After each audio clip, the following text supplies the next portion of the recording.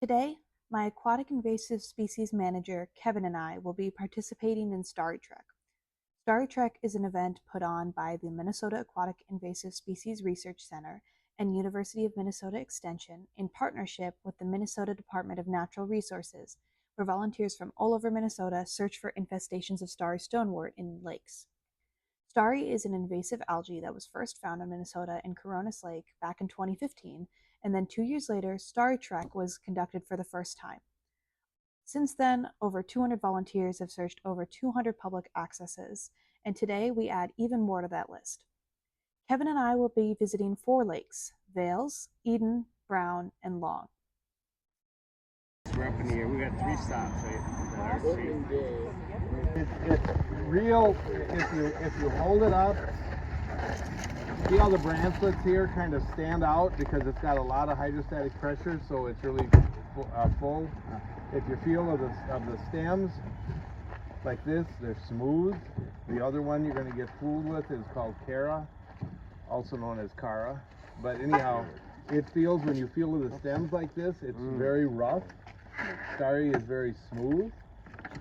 If you pull on it, you actually kind of feels like it pops, and you end up like a hollow straw. You can squeeze all of the liquid out of it.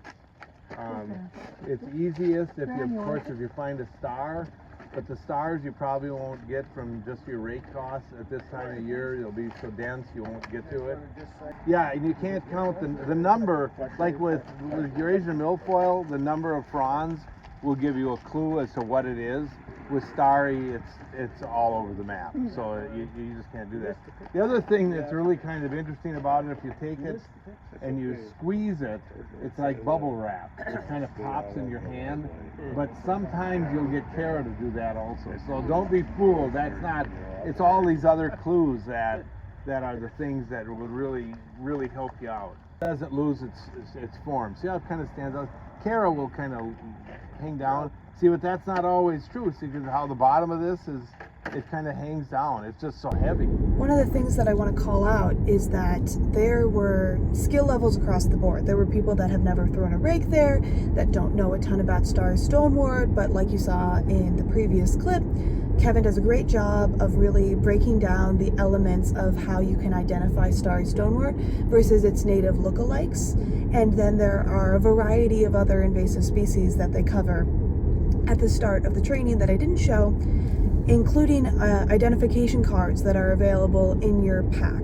So even though Kevin and I are really well experienced with sampling and with identification, and we both have certificates out of the U for AIS detection, there are plenty of different skill levels here that are welcome to participate in Starry Trek. And so it's a very beginner-friendly event.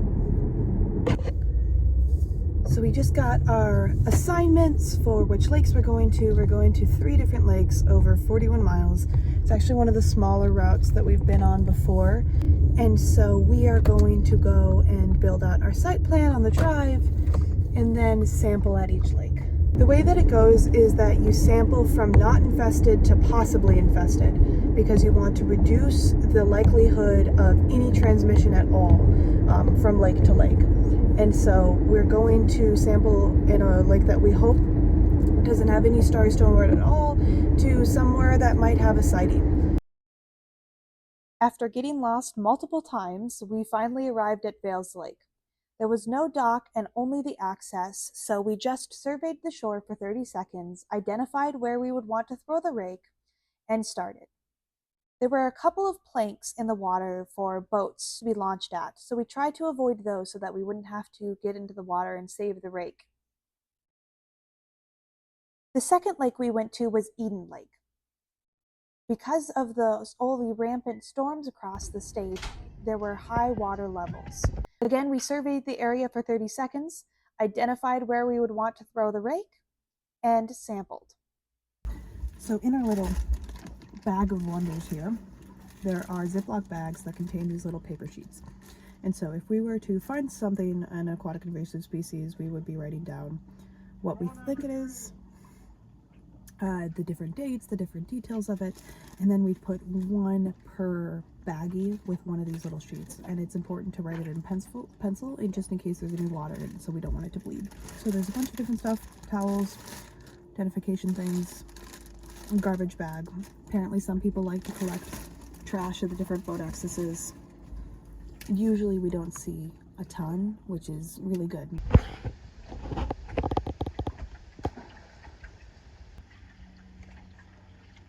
Well, that's definitely more than we saw on Vails. Yeah. But that looks like more coontail and algae again. Yeah. And muck. Is this a special technique you're using? It's called the dip technique. Ooh. How do you perform it? Very carefully. You have to keep your chin tucked in.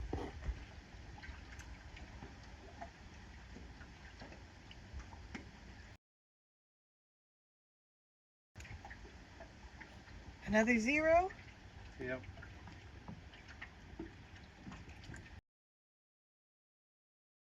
Brown Lake was the third lake that we got to.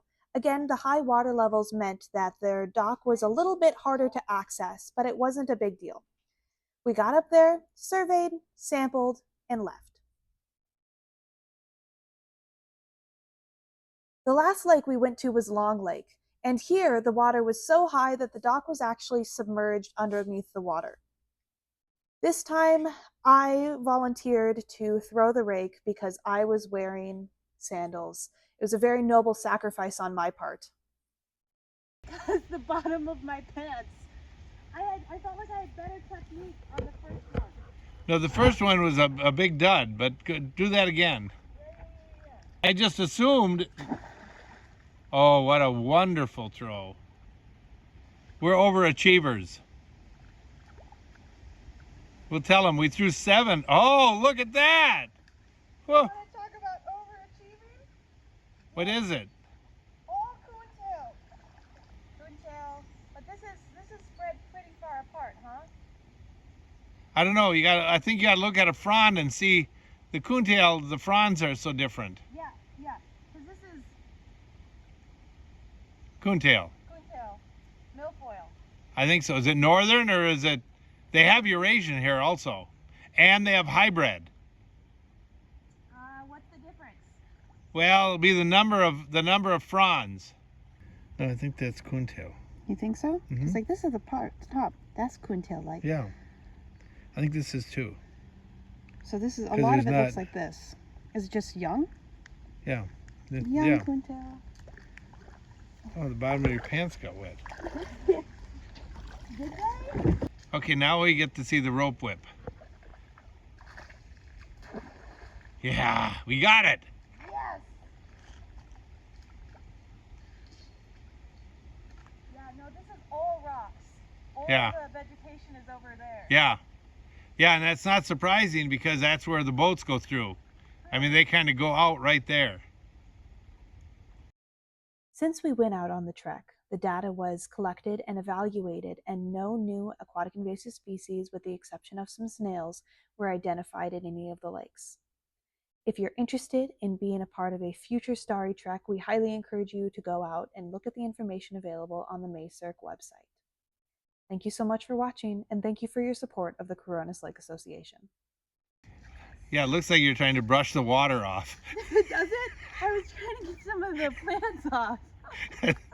Yeah, here's high intelligence at work. brushed She's the brushing the plants water off. off. You didn't.